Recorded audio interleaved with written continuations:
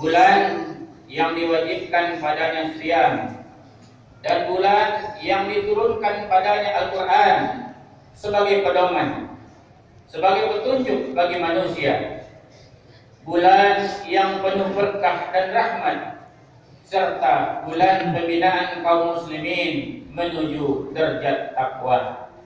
Ma'asyiral muslimin wal muslimat, sidang Idul Fitri rahimakumullah. Sungguh sangat banyak pelajaran yang diberikan oleh Ramadan kepada kita. Banyak sekali kesadaran yang ditimbulkan oleh Ramadan kepada kita kaum muslimin, umat Nabi Muhammad. Pelajaran yang pertama, Ramadan memberikan kesadaran kepada kita bahwa Allah itu selalu bersama kita. Kita tidak bisa bersembunyi, dan tak satu pun yang dapat kita sembunyikan dari Allah. Maka saat berpuasa, meskipun kita berada di tempat yang sepi, kita hanya sendirian, tapi tak mungkin kita bersembunyi diam-diam untuk minum air meskipun hanya seteguk. Bahkan air setetes pun tidak sampai masuk ke dalam tenggorokan kita, karena kita tahu Allah Maha melihat. Mengapa? Karena kita sadar bahwasanya Allah dimanapun kita berada, dalam keadaan bagaimanapun, innahu huwas sami'ul basir. Allah itu Maha mendengar lagi Maha melihat. Allahu Akbar, Allahu Akbar, Allahu Akbar, walillahil hamd. Karena kita merasa bahwa Allah selalu bersama kita dan Allah selalu melihat kita, maka meskipun kurang 1 menit saja kita belum mau makan, meskipun kurang 1 menit saja waktu berbuka kita belum mau makan. Begitu juga di waktu subuh, meskipun kurang 1 menit waktu subuh, kita tidak mau lagi makan dan minum. Hadirin wal hadirat yang berbahagia, sungguh luar biasa. Puasa telah menyadarkan kita akan pengawasan Allah kepada diri kita, hingga pada tingkat yang sekecil-kecilnya.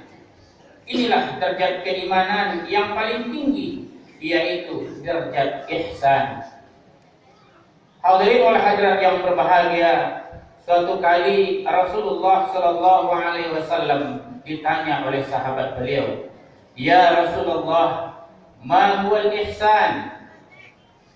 Maka Rasulullah menjawab, "Al-ihsan huwa an ta'budallaha ka'annaka tarahu, fa in lam takun tarahu fa innahu yaraka."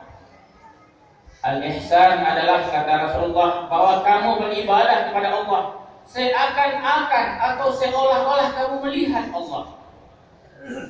Dan bila kamu tidak sanggup melihat Allah, yakinilah Allah itu sedang melihat kamu. Hadis riwayat Muslim. Ma'asyiral muslimin wal muslimat, sedang Idul Fitri yang berbahagia. Tentunya kesadaran seperti ini bukan hanya dimaksudkan pada saat kita berpuasa di bulan Ramadan saja, tapi hendaknya kita wujudkan dalam kehidupan kita sehari-hari secara keseluruhan.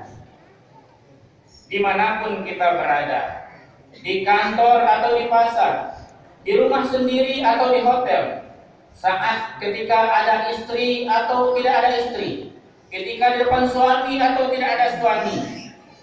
Betapa indahnya apabila semua pejabat, semua pegawai negeri, semua pengusaha, semua aparat pemerintahan tidak ada yang korupsi, karena mereka sadar betul berapapun uang yang diambilnya adalah dilihat oleh Allah, bukan karena adanya pengawasan KPK atau polisi. Allah Subhanahu wa taala berfirman, "A'udzu billahi minasyaitonir rajim. Allahu la ilaha illa huwal hayyul qayyum la ta'khudhuhu sinatun wala naum. Allah, tidak ada Tuhan selain Dia yang hidup kekal, lagi terus-menerus mengurus dan mengawasi makhluknya. Dia tidak pernah mengantuk dan Dia tidak pernah tidur. Al-Baqarah 255. Allahu Akbar, Allahu Akbar, Allahu Akbar walillahil hamd. Pelajaran yang kedua, Ramadan memberikan kesadaran kepada kita agar kita selalu bersyukur kehadiran Allah Subhanahu wa taala. Sungguh sangat indah sekali puasa telah membuat kita sadar akan arti pentingnya selalu bersyukur kepada Allah. Dengan puasa kita bisa merasakan betapa nikmatnya air yang kita minum, betapa nikmatnya makanan yang kita makan, yang semuanya adalah merupakan anugerah Allah. Manusia adalah makhluk yang paling banyak menerima nikmat dari Allah. Semua Allah ciptakan untuk manusia, tetapi sangat sedikit yang paling bersyukur kepadanya. Padahal dengan bersyukur, nikmat akan dilipat gandakan oleh Allah dan akan ditambah. Sedangkan bila manusia itu kufur nikmat, maka terjadilah bencana dan malapetaka. Allah Subhanahu wa taala berfirman, "Wa idz qala rabbukum la in syakartum la azidannakum wa la in kafartum inna 'adzabi lasyadid." Sesungguhnya jika kamu mau bersyukur, pasti kami akan menambah nikmat kepadamu, dan jika kamu mengingkari nikmatku, maka sesungguhnya azabku sangat pedih. Ibrahim ayat 7. Pelajaran yang ketiga, Ramadan menyadarkan kita bahwa hendaknya kita melakukan kewajiban terlebih dahulu, baru kita menerima hak. Banyak orang yang hanya pandai menuntut hak, tapi tidak pandai menunaikan kewajiban. Karena tidak logis dan sangat ironis, seseorang mendapatkan hak padahal kewajiban tidak dia tunaikan. Orang yang sukses adalah orang yang mau dengan baik melaksanakan kewajiban, baru setelah itu dia mendapatkan haknya. Puasa benar-benar menyadarkan kita akan adanya hukum hak dan kewajiban. Kita menjalankan puasa, lalu kita dapatkan hak untuk berbuka. Kita lakukan perintah-perintah Allah dan kita tinggalkan larangan-larangannya selama kita berpuasa. Dan kita setelah itu diberikan hak oleh Allah untuk berdoa dan dikabulkan doa kita. Allah Subhanahu wa taala berfirman, "Wa idza sa'alaka 'ibadi 'anni fa inni qarib ujibu da'watad da'i idza da'an falyastajibu li wal yu'minu bi la'allahum yarshudun." Dan apabila hamba-hambaku bertanya kepadamu Muhammad tentangku, katakan aku sangat dekat. Aku akan kabulkan setiap doa orang yang memohon kepadaku. Maka tunaikanlah kewajibanmu kepadaku dan berimanlah kepadaku. Mudah-mudahan mereka mendapat petunjuk. Ma'asyiral muslimin wal muslimat, sidang jemaah Idul Fitri yang berbahagia. Inilah jalan yang lurus. Inilah jalan yang benar dan logis. Memenuhi panggilan Allah, beriman kepadanya, lalu kita dipersilakan untuk memohon dan berdoa kepadanya. Banyak orang yang tidak tahu malu. Dia minta masuk surga, tapi sholat tidak mau. Banyak minta dan berdoa kepada Allah, tetapi saat Allah memanggilnya, dia tidak datang. Saat senang, dia lupa kepada Allah, tapi saat susah, baru dia ingat dan berdoa kepada Allah. Nabi sallallahu alaihi wasallam bersabda, "Ta'arraf ila Allahi fil raqa, ya'rifuka fis syaddah." Ingatlah kepada Allah saat kau senang, niscaya Allah akan ingat kepadamu saat kau susah. Hadis riwayat Ahmad. Pelajaran yang keempat, Ramadan menyadarkan kita bahwa kebersamaan adalah indah dan penuh dengan berkah. Puasa di bulan Ramadan membuktikan bahwa kebersamaan atau berjamaah adalah penuh berkah dan menjadikan sesuatu yang berat menjadi sangat ringan. Bukankah berpuasa itu sebenarnya berat? Bukankah sebenarnya salat tarawih itu berat? Namun karena kita lakukan berjamaah atau bersama-sama, maka akan menjadi terasa ringan dan indah sekali. Allahu Akbar, Allahu Akbar, Allahu Akbar walillahil hamd. Ma'asyiral muslimin wal muslimat rahimakumullah. Andaikan semangat dan spirit kebersamaan ini benar-benar kita wujudkan dalam kehidupan bernagari, maka saya yakin dan kita semua yakin nagari kita akan menjadi nagari yang paling baik. Nagari kita akan menjadi nagari yang hebat dan kuat. Kita yakin akan lahir kembali kejayaan batu hampa tempo dulu yang telah diraih, yang pernah diraih oleh generasi-generasi pendahulu kita. Syaratnya adalah kokai dia sawang tuh dayung, kemudian sawang tak galah, sacio baayam, salon ciang bakosi, kabuki samo mandaki, kalurah samo manubun, bowek samo dipikua, ringan samo dijinjang, saadat salim bako, sahino samadu, madu ndak dapat dianggap, suku ndak dapat dianjak. Hadirin wal hadirat yang berbahagia, slogan tersebut tidak akan berdampak apa-apa jika hanya kita pakai untuk pemoles bibir dan pemanis kata dalam perundangan saja, tetapi akan membawa perubahan yang sangat dahsyat jika diimplementasikan dalam kehidupan bernagari. Semenjak diberlakukannya Undang-Undang Nomor 22 Tahun 1999 tentang otonomi daerah, maka pada tahun 2002 Batu Hampar pun kembali dari desa menjadi nagari. Dan pada tahun 2009 terpilihlah Batu Hampar menjadi salah satu pilot project revitalisasi nagari adat.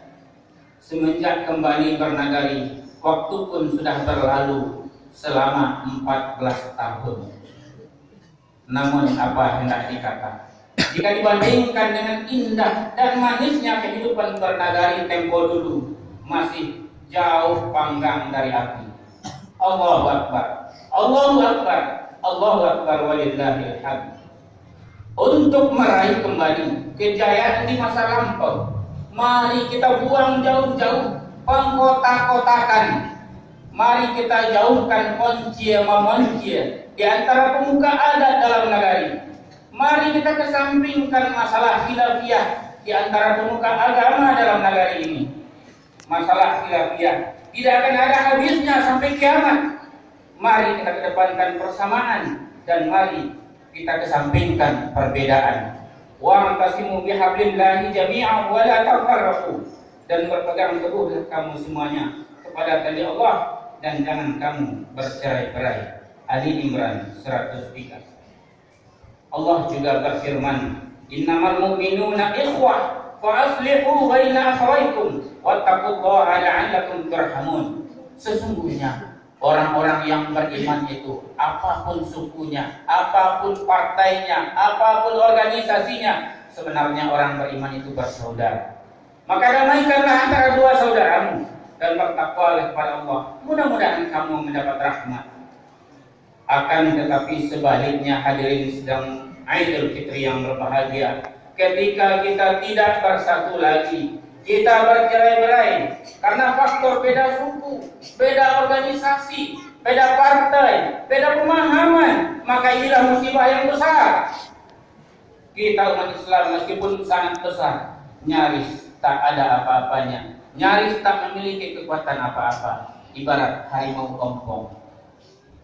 Puasa Ramadan hendaknya segera menyadarkan kita semua untuk berjamaah secara benar, yaitu berjamaah atas dasar Islam, bukan berjamaah atas dasar organisasi, bukan atas dasar partai, suku dan pemahaman.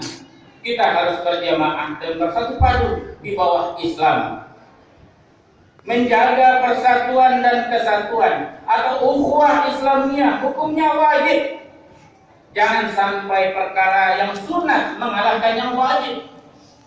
Jangan kita korbankan ukhuwah Islamiyah dengan memperbesar khilafiyah.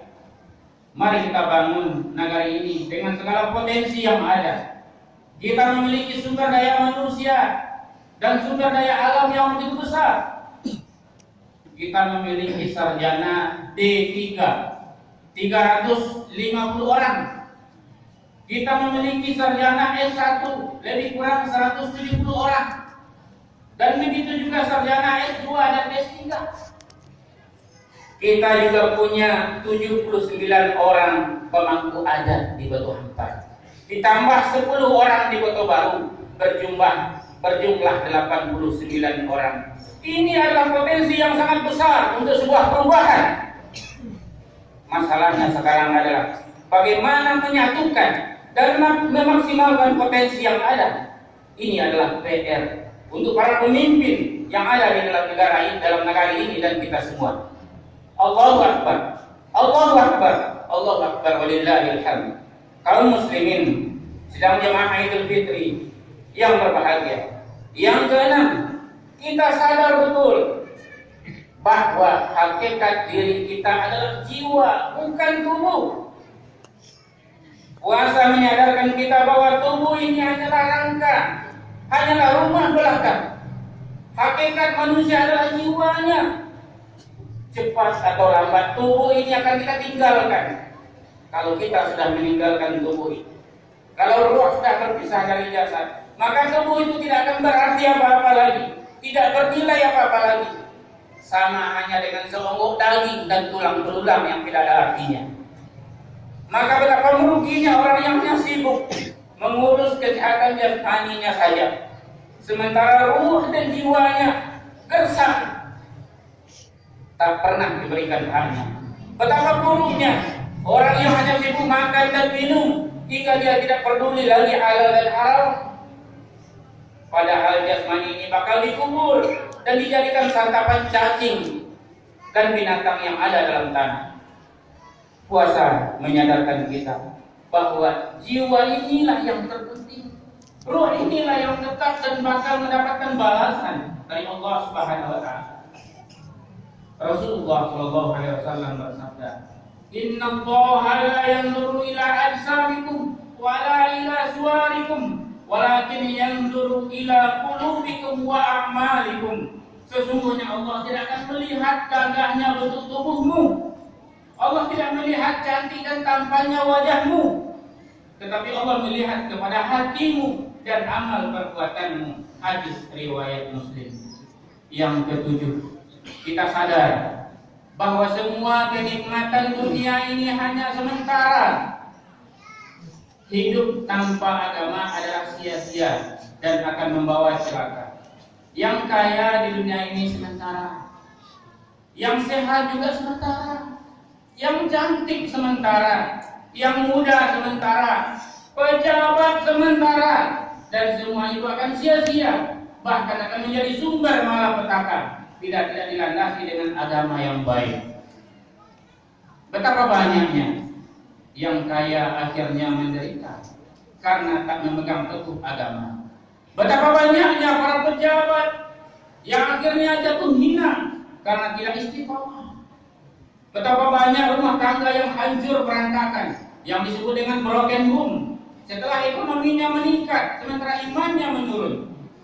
Allahu Akbar, Allahu Akbar, Allahu Akbar, walillahil hamd. Inilah puasa yang menyadarkan kita bahwa peningkatan materi duniawi yang tidak diiringi dengan peningkatan keimanan dan ketakwaan hanyalah mempercepat penderitaan. Maka pembangunan fisik saja tanpa dilandasi dan diiringi dengan ketaatan beragama, maka itu tidak akan membuahkan kemakmuran, tapi justru mempercepat kehancuran. Baik itu pembangunan yang ada di masjid ini maupun pembangunan yang ada di negara kita, jangan hanya terfokus kepada fisik. Kita bisa lihat anak kemanakan kita 10-20 tahun yang lalu bandingkan dengan sekarang. Seperti apa akhlak mereka, seperti apa sopan santun mereka. Dulu kita bangga-banggakan Kemanakan seperintah mama, karena mamanya berwibawa.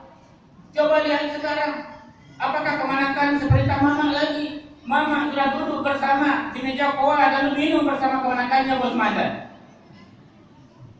Bagaimana perasaannya? Mengingat kejayaan masa dulu. Apa yang dibangun zaman dahulu? Zaman dahulu untuk mampang batang agam, kayunya diambil dari suayan. Belum ada truk, belum ada tronton, tetapi karena kebersamaan, karena mereka membina jiwa, bisa dibawa sampai ke PLTA. Hadirin wal hadirat yang berbahagia, Allah Subhanahu wa taala berfirman, wa idza aradna an nuhlika qaryatan amarna mutrafiha fa fasaqu fiha fa haqqa 'alaiha al-qawlu fadammarnaha tadmira. Dan jika kami hendak membinasakan suatu negeri, maka kami perintahkan kepada orang-orang yang hidup mewah di negeri itu supaya mentaati Allah, tetapi mereka melakukan kedurhakaan dalam negeri itu, maka sudah sepantasnya berlaku terhadapnya perkataan atau ketentuan Allah. Kemudian kami hancurkan negeri itu sehancur-hancurnya. Al-Isra ayat 16. Yang ke-8, kita sadar bahwa hidup ini hendaklah kita mencintai. Puasa telah mengajarkan kepada kita empati dan berbagi sesama manusia. Kita berpuasa, tapi makanan ada. Kita berpuasa, tapi hanya dalam hitungan beberapa jam saja. Coba kita bayangkan, coba kita lihat saudara-saudara kita yang tidak seberuntung kita. Mereka tinggal di kolong-kolong jembatan. Di antara mereka berpuasa, tapi tidak ada lagi makanan yang akan mereka makan. Mereka berpuasa tanpa ada batas waktu. Itulah sebabnya di akhir Ramadan diwajibkan menunaikan zakat fitrah kaum fakir dan miskin. Jadi puasa mengajarkan kita semua untuk saling berbagi dan saling cinta mencintai. Nabi sallallahu alaihi wasallam bersabda, la tadkhulul jannah hatta tu'minu wa la tu'minu hatta tahabu. Tidaklah kamu akan masuk surga sehingga kamu beriman, dan tidaklah kamu beriman sehingga kamu saling cinta mencintai. Hadis riwayat Muslim. Yang ke-9, Allah puasa menyadarkan kita bahwa sebenarnya Allah itu sangat mencintai kita. Allah menganugerahkan Ramadan yang penuh berkah. Allah telah membuka pintu-pintu surga. Allah telah menutup pintu-pintu neraka. Setan pun dibelenggu, pahala dilipat gandakan dengan melimpah ruah. Lailatul Qadar yang lebih baik daripada 1000 bulan telah dianugerahkan. Inilah kecintaan Allah kepada umat Nabi Muhammad yang beriman. Allahu Akbar, Allahu Akbar, Allahu Akbar. Tinggal kita, apakah kecintaan Allah ini kita balas dengan ketaatan atau kedurhakaan? Betapa buruknya bila kecintaan ini kita balas dengan kemaksiatan. Betapa buruknya bila panggilan Allah ini yang penuh dengan kecintaan kita sambut dengan pura-pura tidak mendengar. Betapa buruknya bila hari raya yang penuh berkah ini berkumpul takbir, tahlil dan tahmid, lalu kita susul dengan pesta dosa. Betapa buruknya bila kita berkumpul bersuka-cita sekarang ini melaksanakan sholat Idul Fitri, tapi besok pagi kita tak mau lagi melangkahkan kaki ke masjid untuk sholat berjamaah, sholat subuh dan sholat lainnya. Betapa buruknya bila di bulan Ramadan masjid-masjid, surau-surau, langgar-langgar, musola-musola ramai itu sesak. Tapi setelah itu kembali lagi bunyi, ya Allah, ampuni kami, kami mengampuni kami. Allahu Akbar, Allahu Akbar, Allahu Akbar, walillahi alhamd. Kaum muslimin dan muslimat yang jemaah Idul Fitri yang berbahagia, betapa cepat Ramadan berlalu, betapa indah kenangan yang ditinggalkan. Rasanya baru kemarin Ramadan datang, tetapi sekarang telah meninggalkan kita semua. dan tak mungkin kita minta datang kembali. Kalaupun Ramadan akan datang lagi di tahun depan, tapi apakah kita masih hidup? Wallahu a'lam bishawab. Ajal bisa datang kapan saja. Ajal tak pandang tua maupun muda, yang sakit maupun yang sehat, yang kaya maupun yang miskin. Ajal tak pandang yang susah maupun yang sedang berpesta. Tak ada yang bisa lari dari ajal, tak ada yang bisa sembunyi dari kematian. Allah Subhanahu wa taala berfirman, "Ainama takunu yudrikumul maut walau kuntum fi burujin musyayyadah." Di mana saja kamu berada, kematian akan menemuimu. Kendati pun kamu berada di dalam benteng yang sangat kokoh. Allahu Akbar, Allahu Akbar, Allahu Akbar, walillahil hamd. Ya ayyuhalladzina amanu taqullaha wal tanzur nafsum ma qaddamat lighad wattaqullaha innallaha khabirum bima ta'malun. Wahai orang-orang yang beriman, bertakwalah kamu kepada Allah, dan hendaklah setiap pribadi memperhatikan apa yang telah dia perbuat untuk masa esoknya atau akhiratnya, dan bertakwalah kepada Allah. Sesungguhnya Allah Maha mengetahui apa yang kamu kerjakan. Al-Hasyr ayat 18. A'udzu billahi minasyaitonir rajim. Wa amma man khafa maqama rabbih wa naha nafsa 'anil hawa fa innal jannata hiyal ma'wa. Ja'alana Allahu wa iyyakum minal 'aidin wal faizin wal maqbulin. Wa aqulu qawli hadza wa astaghfirullaha li wa lakum wa liwalidayya wa lisairil muslimina wal muslimat fastaghfiruhu innahu huwal ghafurur rahim.